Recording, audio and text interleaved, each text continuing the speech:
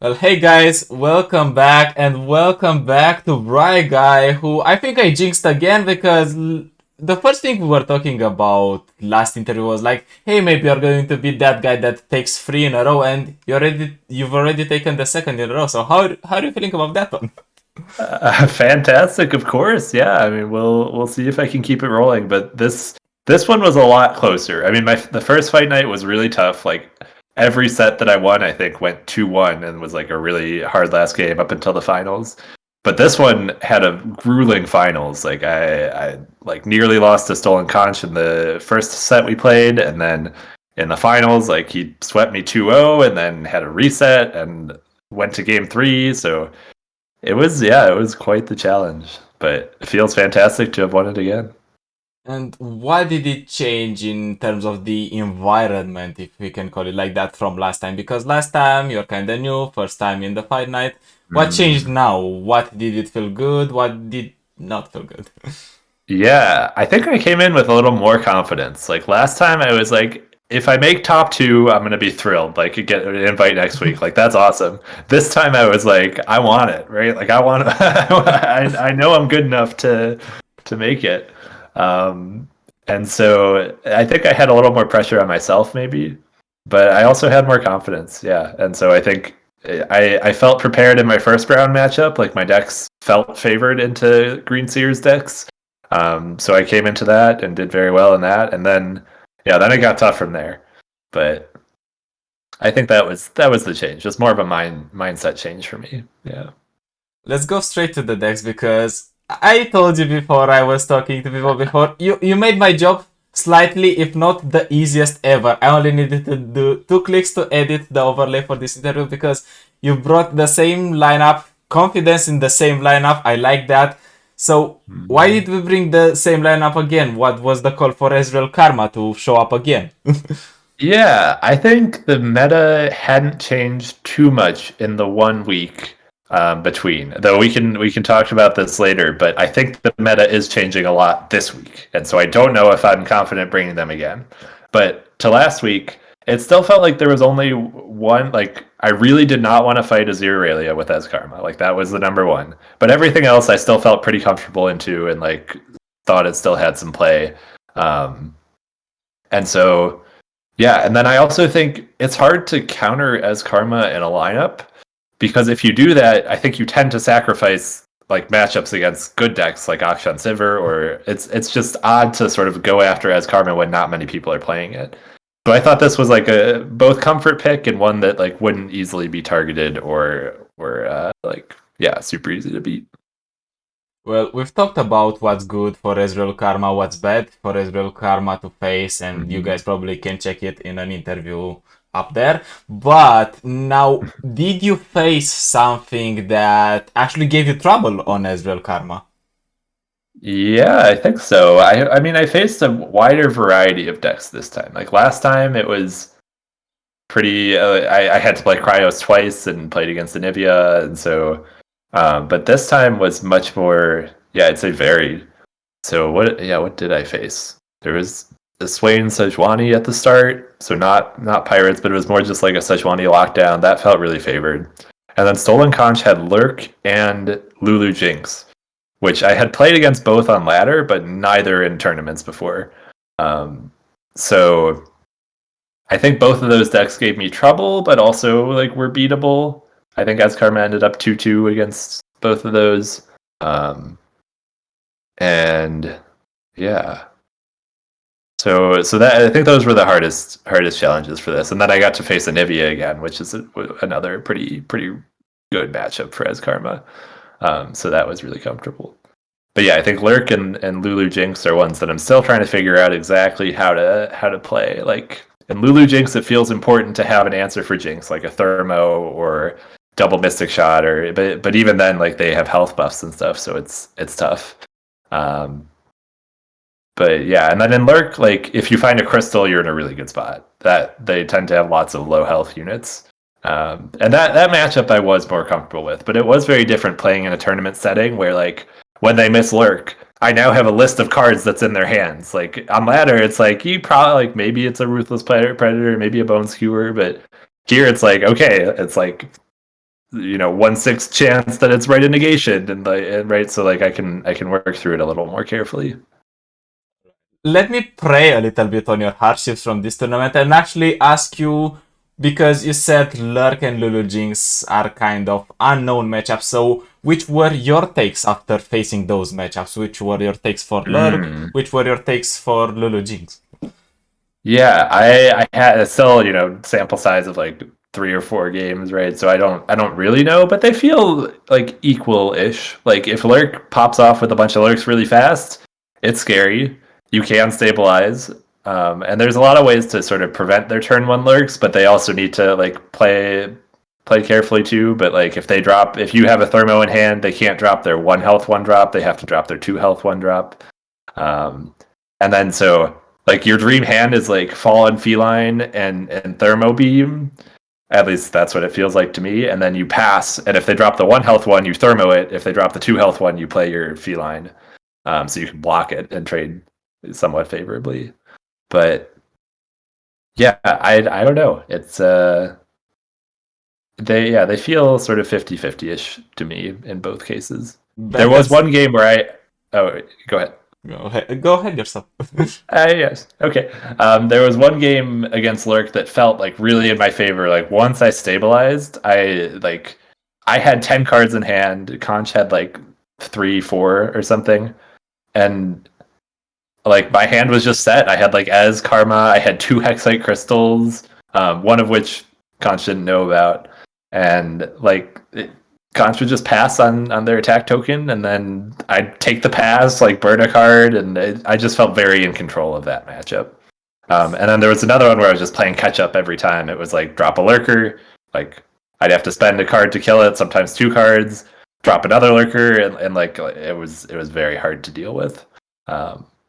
Yeah, so it's hard to tell the direction of those matchups. What I wanted to ask you is, was your back put against the wall by the Lurk deck? And if yes, what cards were involved there?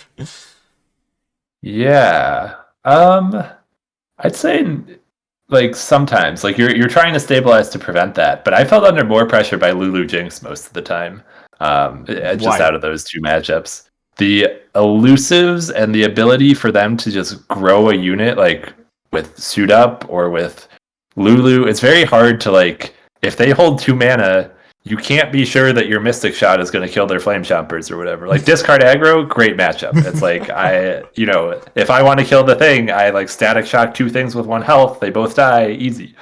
Lulu Jinx, they got Twin Disciplines, they got Suit Up, and if Lulu hits the field, like you have to weigh the odds of them like saving Lulu and then growing something else versus like waiting for them to commit the attack and then trying to go after things.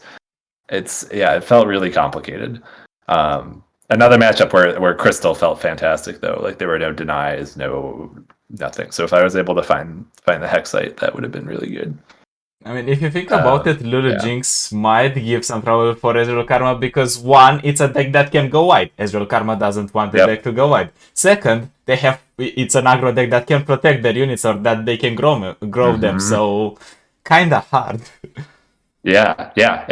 So that one, it's true. I might give the edge to Lulu Jinx right now based on how I felt in that matchup. But yeah, hard to say.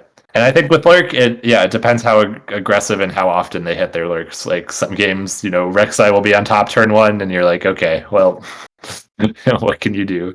And then, and sometimes if the Lurkers don't grow big enough, there's not much of a threat. Like if their Spell Shield ones aren't going to get Spell Shield on their attack, like if they don't get up to 8 attack in time, then you can just jump them or like even send a Will or something because you just force them to replay the mana. But in Lurk, it feels often important to land your Ezreal sometimes. Like I've had games end at like turn 8 or something.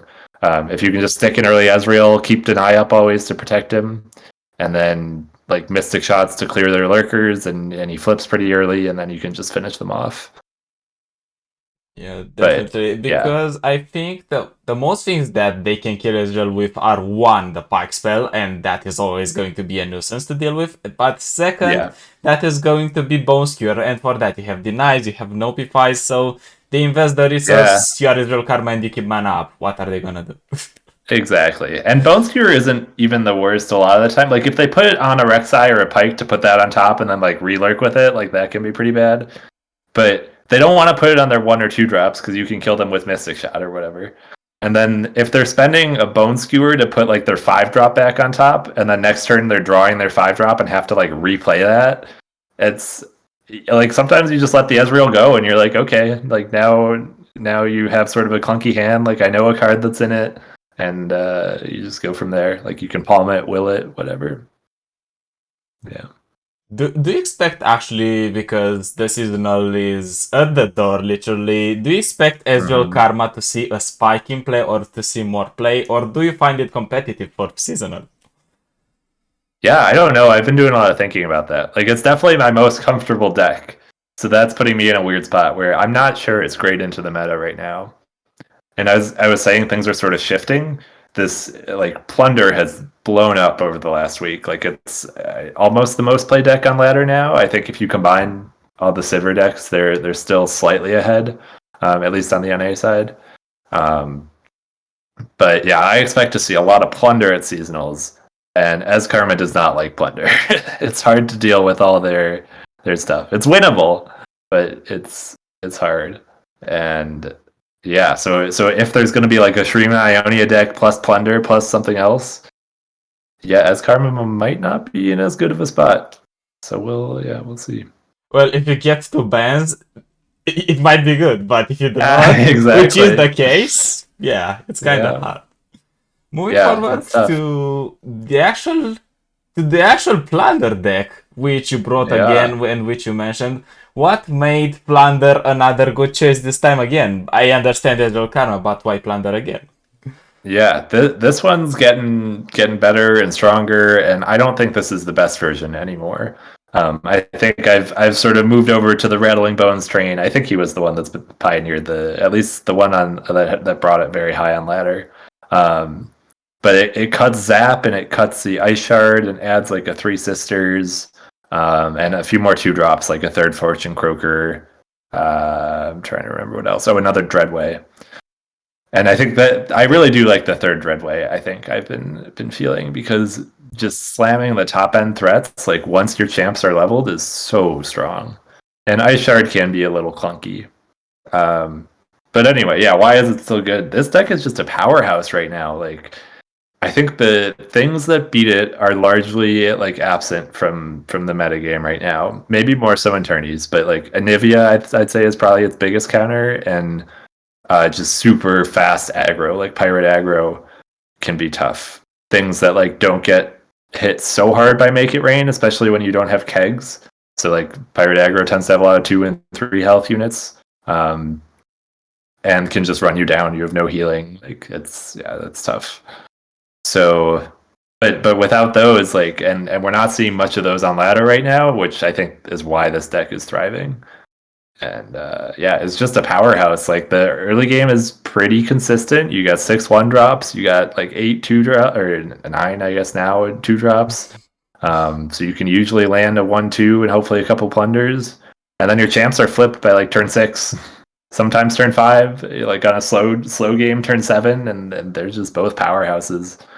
I think the one issue though is the draws can sometimes be clunky. It's like not a super duper consistent deck. Like Ezreal-Karma, you can use time tricks to fish for what you're missing, but here sometimes you don't draw your champs, or sometimes you draw only champs, and that feels bad. And there's not really a good way to filter your hand or help with that. You mentioned that you switched to the Rattling Bones version. Did you think about that before the tournament, or did you hop on the Bones train after the tournament? I think mostly after, yeah. I mean, I thought about it before, but was just finding success with Ice Shard, and I liked Zap where it was positioned.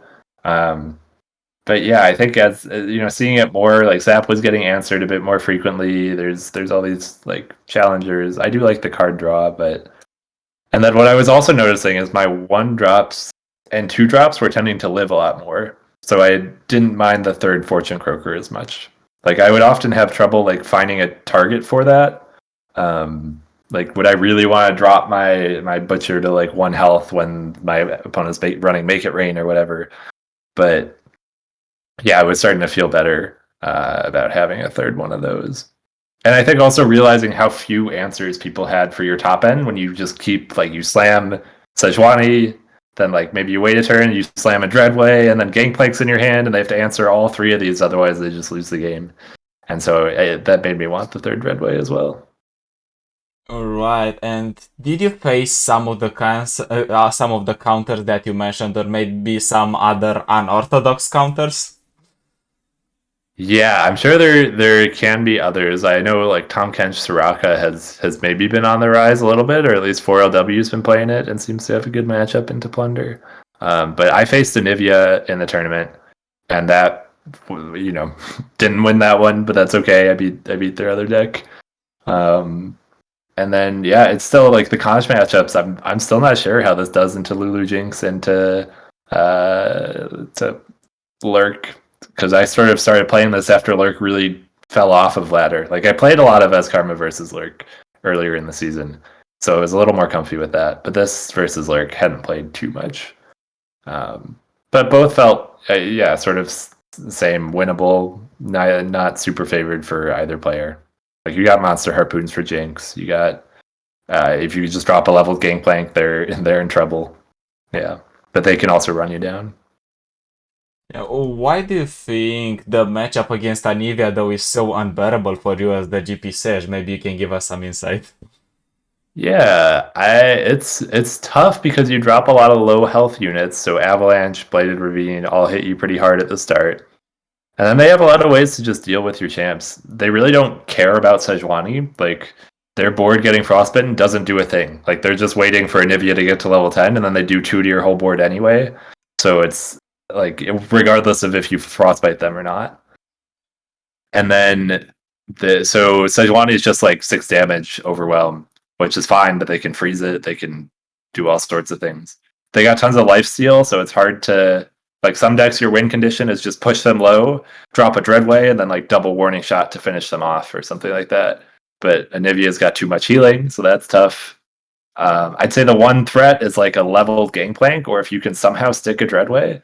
But they run 3 Vengeances, they got 1 Ruination, they got plenty of ways to deal with your stuff. And sometimes they can just like freeze Gangplank and block them. So yeah, it feels like you can't get chip damage early. Like sometimes the Gangplank will connect once and then they'll drop to like 10 health and you're like, oh, maybe I have a chance. And then they play like a couple Withering Whales and they're back up to full. So yeah, it's hard. And there's nothing you want to plunder. Like Glimpse Beyond is the best card you can take in most cases. Otherwise, like maybe you're somewhat happy with just units like a Kindly Tavern Keeper or a Sentry just to keep refilling.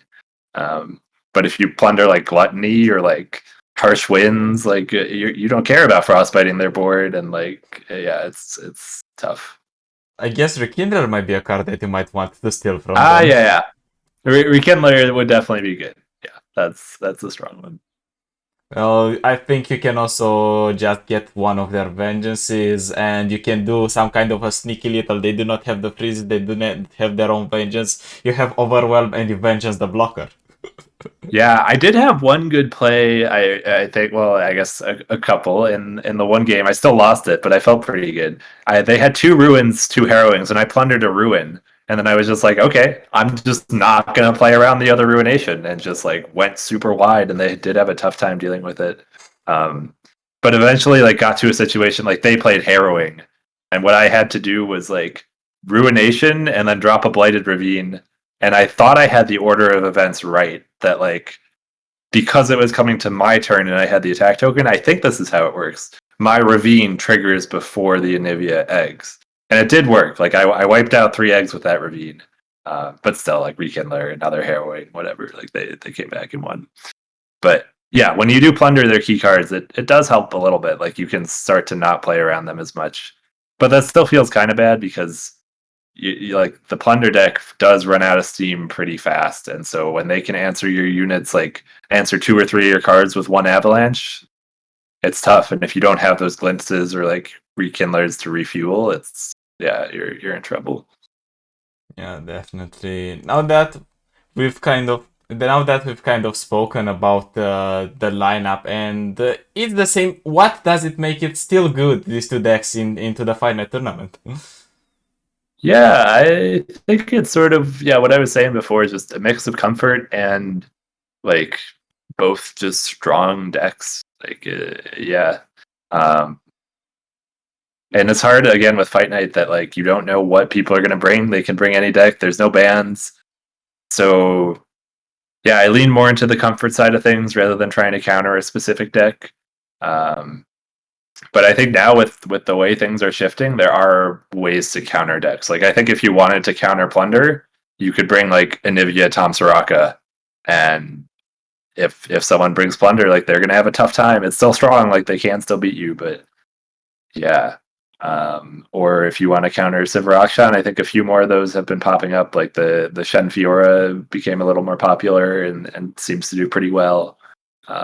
So yeah, I think it's gonna be really interesting in this next week. I think the meta like settled for a moment. It felt like a week ago, and now is sort of broadening out again. Like now there's Anivia, now there's Tom Soraka, now like Shen Fiora maybe is coming back, and yeah, it's tough to see where it's going, what people are gonna bring. We're talking about meta being stable for a little bit and then taking a huge spike in terms of new decks or old decks that are getting revived. So what would you like to see? What free decks would you like to see raising popularity in the next week or maybe during the seasonal period? Some favorites of yours. What loses to Ezreal-Karma? I want to see everyone playing that deck. But no, I don't know. Yeah. I don't think I have any like surprising takes or anything, like things that are just good now that aren't known. So yeah, I mean, I think I'm just more curious to see where it goes and what people are gonna do. Like, is Gangplank-Sejuani gonna be the like staple of this seasonal? Like last one was of course Azir and like maybe Thresh. Like I thought it was gonna be Sivir, but now I'm not so sure. What are people gonna bring? And yeah, where is the meta gonna go? I don't know. It might be both. It might be Gangplank, Sejuani, and Civil Action, and then you're in trouble. Yeah. Unless you bring a lineup that's prepared for that. So yeah, who knows? What would a lineup that would be prepared for those even look like? I don't know. Yeah, that's tough. So I mean, yeah, I mean maybe that's what you bring, but yeah, I mean I think Gangplank-Sejuani feels a little easier to target, but still hard because like finding 3 decks that target it is tough. I think sort of the Shadow Isle controls deck, Shadow Isle's control is good, but beyond that, it's yeah. And then like you don't want to just counter that because what if someone doesn't bring it? Like yeah, you need decks that are strong on their own that also have favorable matchups, and it's a mess. I don't know. Well, you mentioned Shadow's control, and I've seen at least one person by the name of What Am I that is playing is he playing GP? I know he's playing No, he's playing Twisted Fate Viego. Yeah. Yeah, and he did quite well this last weekend. I think top 4 in a tournament. So maybe that's a deck to keep an eye on.